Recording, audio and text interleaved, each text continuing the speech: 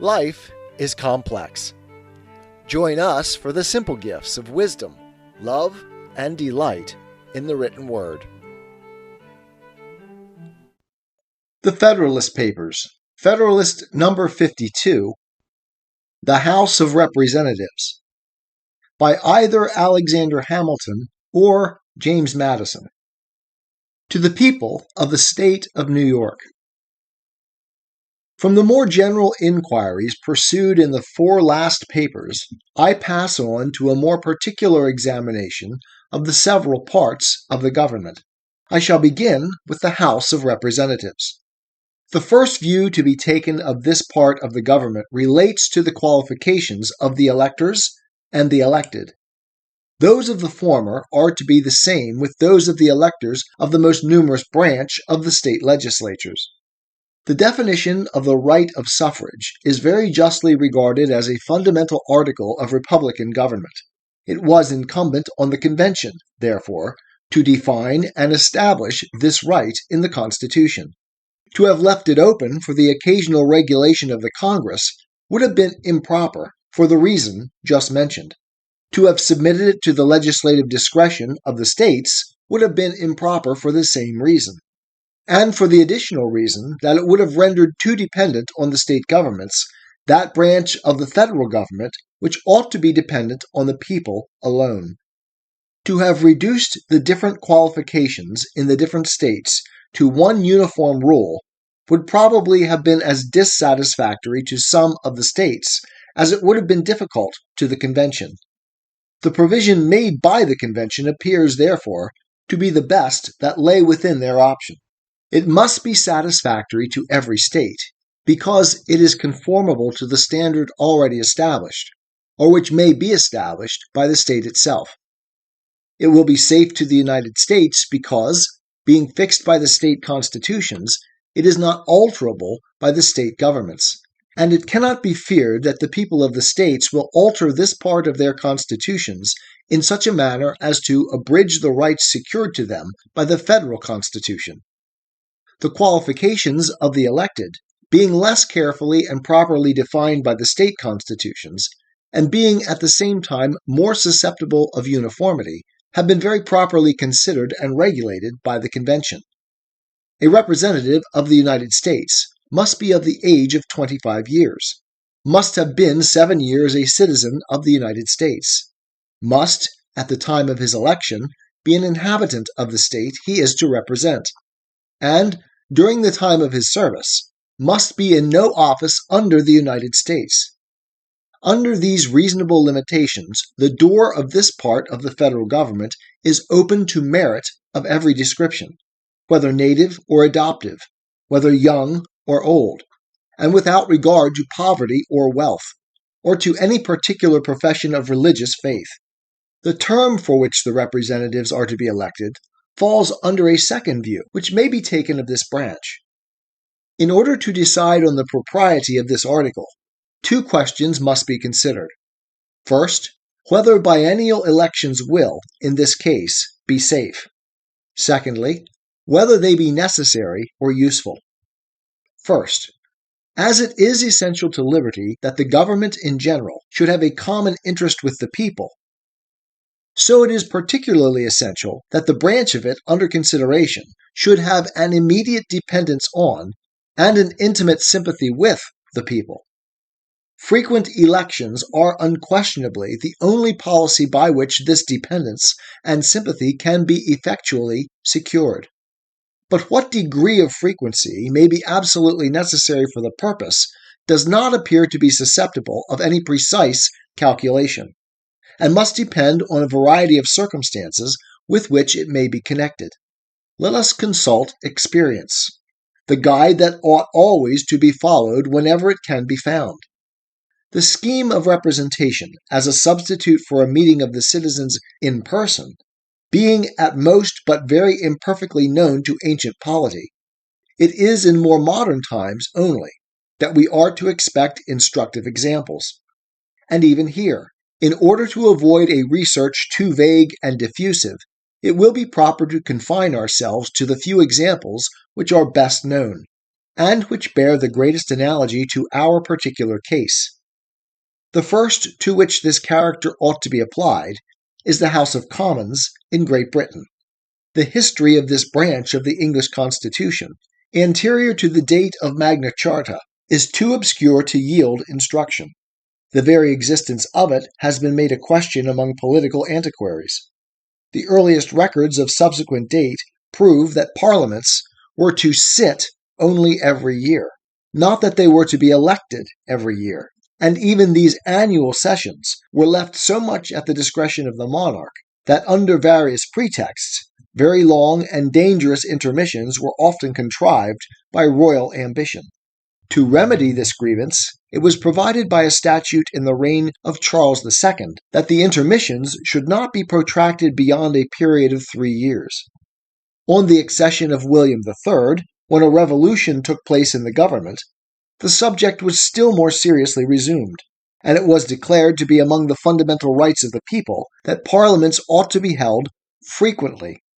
By another statute, which passed a few years later in the same reign, the term frequently, which had alluded to the triennial period settled in the time of Charles II, is reduced to a precise meaning, it being expressly enacted that a new parliament shall be called within 3 years after the termination of the former. The last change, from 3 to 7 years, is well known to have been introduced pretty early in the present century, under an alarm for the Hanoverian succession. From these facts, it appears that the greatest frequency of elections, which has been deemed necessary in that kingdom for binding the representatives to their constituents, does not exceed a triennial return of them. And if we may argue from the degree of liberty retained even under septennial elections, and all the other vicious ingredients in the parliamentary constitution, we cannot doubt that a reduction of the period from 7 to 3 years, with the other necessary reforms, would so far extend the influence of the people over their representatives as to satisfy us that biennial elections under the federal system cannot possibly be dangerous to the requisite dependence of the House of Representatives on their constituents. Elections in Ireland, till of late, were regulated entirely by the discretion of the Crown, and were seldom repeated except on the accession of a new prince, or some other contingent event. The Parliament which commenced with George II was continued throughout his whole reign, a period of about 35 years. The only dependence of the representatives on the people consisted in the right of the latter to supply occasional vacancies by the election of new members, and in the chance of some event which might produce a general new election. The ability also of the Irish Parliament to maintain the rights of their constituents, so far as the disposition might exist, was extremely shackled by the control of the Crown over the subjects of their deliberation. Of late, these shackles, if I mistake not, have been broken, and octennial parliaments have besides been established. What effect may be produced by this partial reform must be left to further experience. The example of Ireland, from this view of it, can throw but little light on the subject. As far as we can draw any conclusion from it, it must be that if the people of that country have been able, under all these disadvantages, to retain any liberty whatever, the advantage of biennial elections would secure to them every degree of liberty which might depend on a due connection between their representatives and themselves. Let us bring our inquiries nearer home. The example of these states, when British colonies, claims particular attention, at the same time that it is so well known as to require little to be said on it. The principle of representation, in one branch of the legislature at least, was established in all of them, but the periods of election were different. They varied from 1 to 7 years. Have we any reason to infer, from the spirit and conduct of the representatives of the people prior to the Revolution, that biennial elections would have been dangerous to the public liberties? The spirit which everywhere displayed itself at the commencement of the struggle, and which vanquished the obstacles to independence, is the best of proofs that a sufficient portion of liberty had been everywhere enjoyed to inspire both a sense of its worth and a zeal for its proper enlargement. This remark holds good, as well with regard to the then colonies whose elections were least frequent, as to those whose elections were most frequent. Virginia was the colony which stood first in resisting the parliamentary usurpations of Great Britain. It was the first also in espousing by public act the resolution of independence. In Virginia, nevertheless, if I have not been misinformed, elections under the former government were septennial. This particular example is brought into view, not as a proof of any peculiar merit, for the priority in those instances was probably accidental, and still less of any advantage in septennial elections, for when compared with a greater frequency they are inadmissible, but merely as a proof, and I conceive it to be a very substantial proof, that the liberties of the people can be in no danger from biennial elections.